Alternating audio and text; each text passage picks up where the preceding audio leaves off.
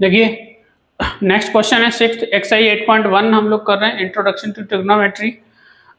Angle A and angle B are acute angles. तो एक triangle पहले फॉर्म कर लो। ए और बी को एक्यूट रखना है, तो यहाँ पे ए ले लिया मैंने, यहाँ बी और सॉरी हाँ ठीक है, और ये अपना सी पे कहाँ, सी पे आप 90 डिग्री ले सकते हैं। राइट ट्रायंगल बनाना होता है, ठीक है। तो ए बी क्या है, एक्यूट है। अच्छा, such that cause A equal दिया हुआ है कॉस बी के। तो गिवन है आपको cos of angle A equal to cos of angle B. Prove क्या करना है आपको, so that angle A and angle B कैसे हैं, इक्वल हैं, ठीक है। तो कॉज ए रेशियो में साइड में क्या रेशियो होता है कॉस एंगल के लिए, कॉस के लिए होता है आपका बेस अपॉन हाइपोटेनस। तो एंगल ए यहाँ पे देखो ध्यान से, ए एंगल के लिए बेस क्या होगा, ए सी। तो A C upon hypotenuse A B equal to cos B, base. अब देखो यहाँ एंगल यहाँ आ गया, तो बी के लिए बेस क्या होगा, बी सी। बी के लिए बेस बी सी, हाइपोटेनस तो सेम है ए बी। अच्छा, यहाँ पे ए बी से ए बी क्या हो जाएगा, कैंसिल।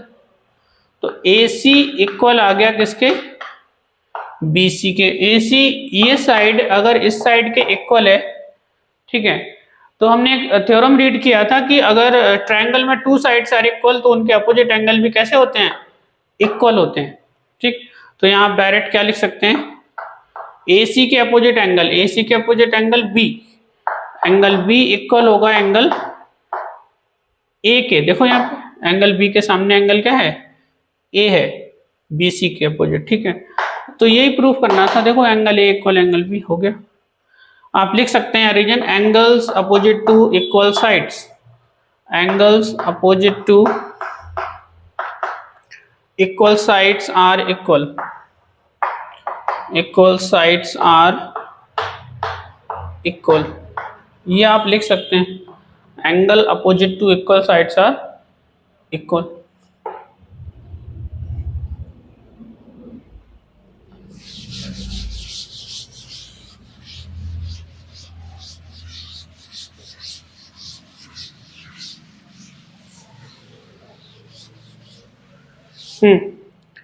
देखो नेक्स्ट 7th क्वेश्चन में कॉट थीटा 7/8 गिवन है, ठीक है। और ये दो वैल्यूज, दो क्वेश्चन दिए हैं, हमें फाइंड करना है, ठीक है। तो कॉट थीटा ट्रायंगल पहले फॉर्म कर लो। थीटा एंगल एक्यूट है, यहाँ ले लेते हैं, ये ए हो जाएगा, ये बी होगा और ये सी। अच्छा, कॉट थीटा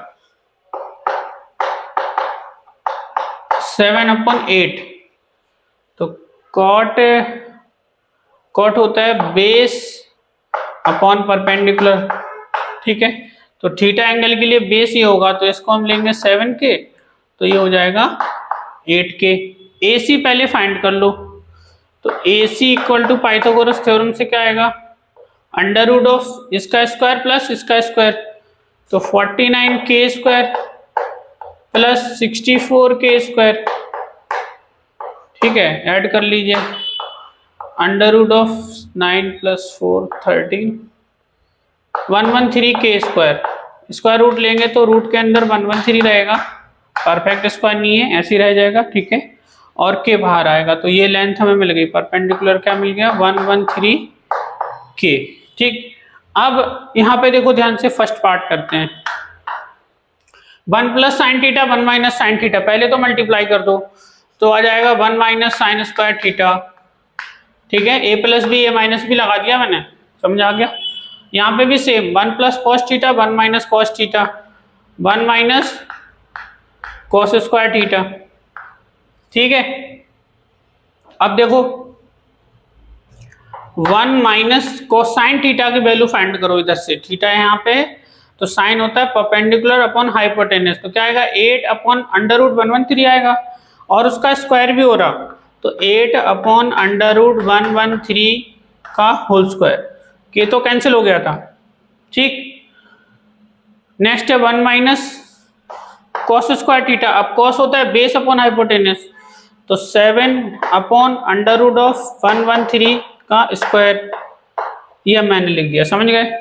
यहाँ पे स्क्वायर करके सॉल्व कर दो, बस हो गया आंसर। 1 माइनस 64 अपॉन 113, रूट हट जाएगा, इसके नीचे हम एलसीएम ले लेंगे, ठीक है। ये होगा 1 माइनस 7 स्क्वायर 49 अपॉन 113। अब एलसीएम ले लो, तो एलसीएम लेंगे तो क्या आएगा, 113 माइनस 64 अपॉन यहाँ पे 113 माइनस 49, और जो एलसीएम लिया था वो 113 दोनों से कैंसिल आउट हो गया, ठीक। कर दो सब्ट्रैक्ट, इससे इसको माइनस करो, क्या आता है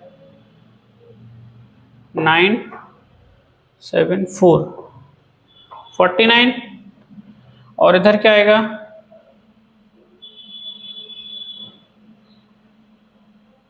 4 यहाँ पे आएगा, एंड 5 6 64 यहाँ पे आएगा, 49 अपॉन 64 यही आ जाएगा, ठीक है।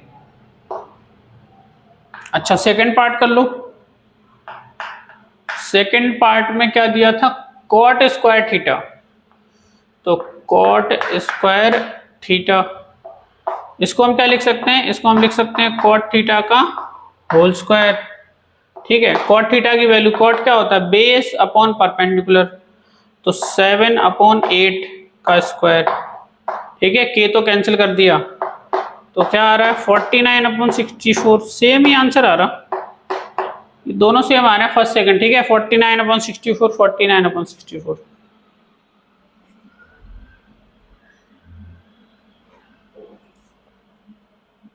ये क्वेश्चन 7th है ये, ठीक है, लिखा नहीं है यहाँ पे, ध्यान रखना। और न्यू बुक है ये एनसीईआरटी, ठीक है, ओल्ड बुक से मत देखना, नहीं तो आपको क्वेश्चन ना मिले। देखो 8th,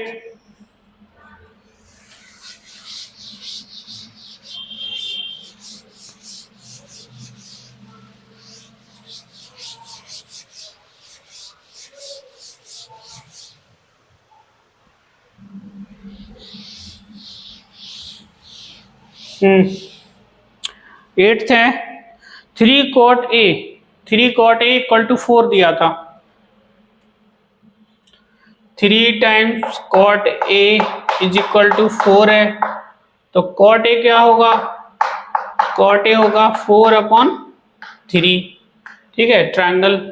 अच्छा cot A से tan तो डायरेक्ट ही आ जाता है, लेकिन cos भी चाहिए, तो ट्रायंगल तो बना ही लीजिए, ठीक है। यहाँ पे एंगल A है, ये B है और ये C है, ठीक है। कॉट बेस, देखो ये बेस अपॉन परपेंडिकुलर, तो बेस 4 के परपेंडिकुलर 3 के, तो ये AC फाइंड कर लो पहले। AC होगा under root of 16k² plus 9k²। अब तो आप लोग ये थ्योरम समझ गए ना अच्छे से, जल्दी डायरेक्ट लिख सकते हैं। ये आएगा 25k², तो आ जाएगा 5k, ठीक है। हाइपोटेनस क्या आ गया, 5k आ गया। अब वैल्यू पुट कर लेते हैं, 1 माइनस tan² A, आपको करना है प्रूफ कि ये इक्वल है कि नहीं है, चेक करना है, ठीक है। तो 1 माइनस tan² A, tan क्या होता है, p/b होता है, ठीक है। तो 3/4 का स्क्वायर है, 3/4 का square upon 1 plus tan same 3/4 का square equal cos² A, cos की वैल्यू क्या होती है, बेस अपॉन हाइपोटेनस, तो बेस यानी कि 4/5 का स्क्वायर आएगा, माइनस sin स्क्वायर है, sin p/h, तो p/h यानी कि 3/5 का स्क्वायर आएगा, ठीक है। ये देखना है दोनों साइड क्या सेम आ रहा है, क्या आ रहा है तो ठीक है, नहीं तो नो लिखना है। तो कर दीजिए 1 माइनस इसका स्क्वायर होगा 9/16 अपॉन 1 प्लस 9/16, और यहाँ सॉल्व करा तो 16/25 माइनस 9/25, ठीक है। इधर एलसीएम ले लो, 16 माइनस 9 कितना आता है, 16 माइनस लिख देता हूँ एक लाइन, ठीक है, 16 माइनस 9 अपॉन 16 प्लस 9, ठीक है, इक्वल टू, अच्छा यहाँ पे डिनोमिनेटर सेम है तो ये भी 16 माइनस 9 हो जाएगा, और अपॉन 25। देखो सेम दिख रहा है वैसे भी आपको, 16 माइनस 9 इधर भी है इधर भी है, और ये दोनों ऐड होकर 25 हो रहा, ये भी 25 है, इक्वल आ रहे हैं, ऐसे लिख दो। समझ गए? समझ गए ना? 16 माइनस 9 यहाँ भी है यहाँ भी है, अब माइनस करके भी सेम ही आना है, और ये प्लस है 25, इधर भी 25 है, तो ये क्या है, इक्वल है।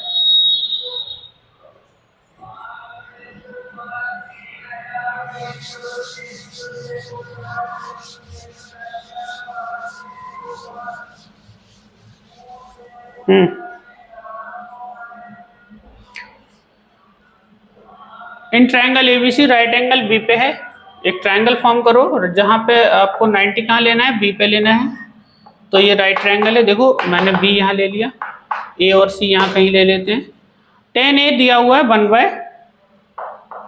10 ए गिवन है 1/3, तो 10 होता है परपेंडिकुलर अपॉन बेस, ठीक है, एंगल ये है हमारे पास।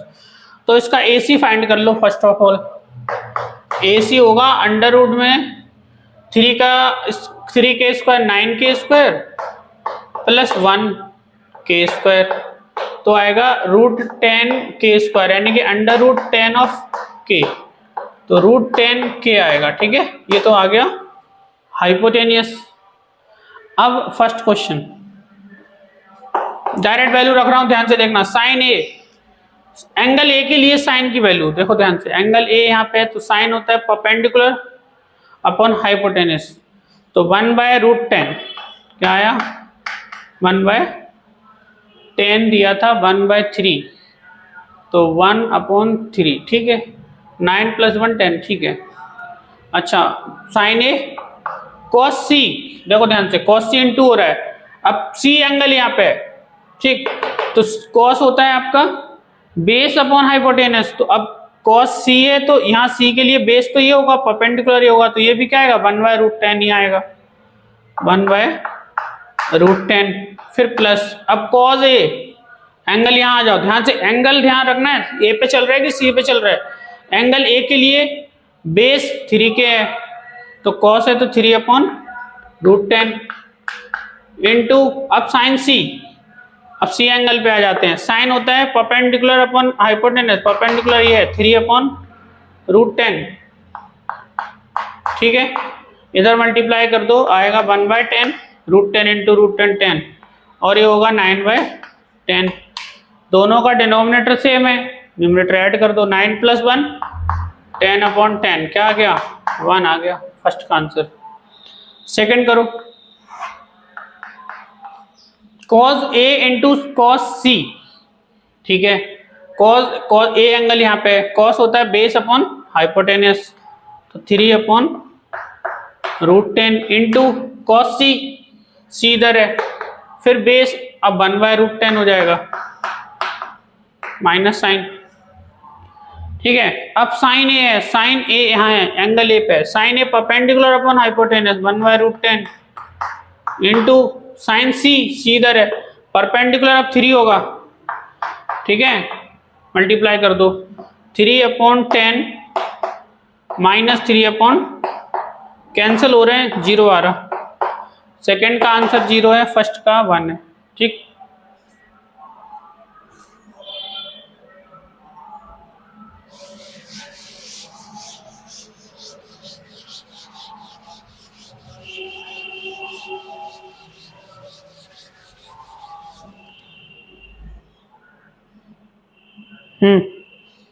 टेंथ क्वेश्चन, ट्रायंगल PQR में राइट एंगल Q पे है, बनाइए एक ट्रायंगल, राइट एंगल Q पे है, तो R यहाँ होगा, P यहाँ होगा, ठीक है। PR + QR, PR ये है PR और ये है QR, इन दोनों का सम 25 है, PQ 5 है, PQ 5 है, ठीक है। तो फाइंड आउट करना है ये वैल्यू, तो सबसे पहले ये दो साइड अननोन है, इनको फाइंड करना है, ठीक है। देखो यहाँ पे पाइथागोरस थ्योरम लगा रहे हैं, यहीं कर देता हूँ, PQ² PQ नहीं PR² इक्वल क्या होता है, ये hypotenuse square equal to PQ² + QR², ठीक है। पी आर, अब ध्यान से देखो जरा, पी आर की वैल्यू यहां से निकाल दीजिए। पी आर क्या होगा 25 माइनस क्यू आर, ये हम पी आर की जगह पे रख देंगे 25 माइनस क्यू आर का स्क्वायर। पी क्यू 5 है तो 5 स्क्वायर 25 और क्यू आर स्क्वायर को कोई चेंज नहीं किया, वैल्यू नहीं पता हमें, निकाल रहे हैं। ए प्लस ए माइनस बी का स्क्वायर 25 का स्क्वायर होगा 625 plus Q R square minus 2ab तो 50 क्यू आर इक्वल टू 25 ऐसे ही क्यू आर स्क्वायर ऐसे ही। देखो क्यू आर स्क्वायर तो कैंसिल ही हो गया, ये 25 इधर ले आते हैं तो 625 माइनस 25 होगा 600, ठीक है, इक्वल टू ये 50 को उधर ले गया राइट, तो आ गया 50 और क्यू आर 50 से डिवाइड हो जाएगा तो 0 0 कैंसिल, 5 12 आएगा क्यू आर 12 आ गया, समझ गए। एक जीरो कैंसिल हो गया था, एक जीरो कैंसिल और फिर 5 से डिवाइड किया 60 को तो 12 5 का 60 12 आ गया। अच्छा क्यू आर की वैल्यू 12 यहाँ रख दो तो पी आर आएगा, तो 25 माइनस 12 क्या आएगा 13, ठीक है। तो क्यू आर 12 है और ये 13 है। अब फाइंड कर लीजिए, क्या फाइंड करना था, sine P perpendicular upon hypotenuse. P angle पे देखो जरा, पी एंगल यहाँ है perpendicular 12 upon 13 12 upon 13 cos P base upon hypotenuse. देखो जरा पी के लिए बेस क्या है, बेस 5 है 5/13, ठीक है। और टेन पी टेन क्या होता है भाई रेशियो में, परपेंडिकुलर अपॉन बेस क्या, तो परपेंडिकुलर 12 बेस 5 है 12 अपॉन 5, ये आपके आंसर होगा तीनों, ठीक है। देखो नेक्स्ट देखते हैं।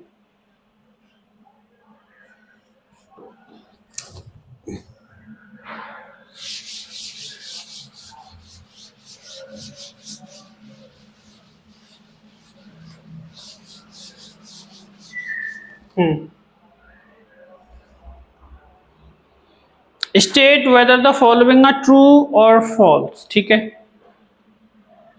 ट्रू फॉल्स बताना है, थोड़ा सा गैप कर लेते हैं क्वेश्चनों में।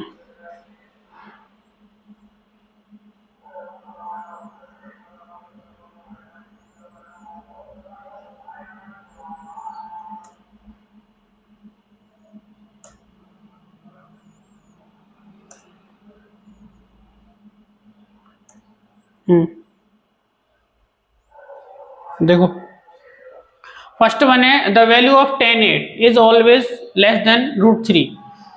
तो अभी आपको मालूम है tan 60 क्या होता है, tan 60 है √3, ठीक है। तो tan 60 √3 है, √3 मीन्स व्हाट 1 पॉइंट समथिंग, तो 1 से तो ग्रेटर है ना ये वैल्यू, तो ये क्या है, ये कह रहे हैं लेस देन 1 होता है हमेशा, फॉल्स है, जस्टिफाई कर दिया, ये वैल्यू ग्रेटर देन 1 है, समझ गए। चलिए नेक्स्ट सेक ए, सेक क्या लिखा हुआ है 12/5, तो सेक ए 12/5 सेक होता क्या है रेशियो में, पहले तो ये बताओ आप। कॉस होता है आपका बेस अपॉन हाइपोटेनियस, तो ये होता है हाइपोटेनियस अपॉन बेस, ठीक है। अच्छा और ये हमें क्या दिया 12/5 दिया, ठीक है। ये कितना आएगा वैल्यू अगर हम इवेल्युएट करेंगे तो 2 पॉइंट समथिंग आएगा, 2.4 आएगा आपका अप्रोक्स, है ना, 2.4 आ जाएगा। तो सेक ए कह रहे हैं 12/5 है for some value of angle A, आपको बताना है किसी एंगल के लिए इसकी वैल्यू कितनी है 2.54 आ रही होगी। देखो 5 2 10 5 4 हाँ 2.4 आएगी। क्या ये पॉसिबल हो रहा है क्या, बताओ आप, होता है ऐसा। देखो कॉस की जो वैल्यू है वो जनरली -1 से 1 के बीच में आती है, ध्यान रखना ये बात।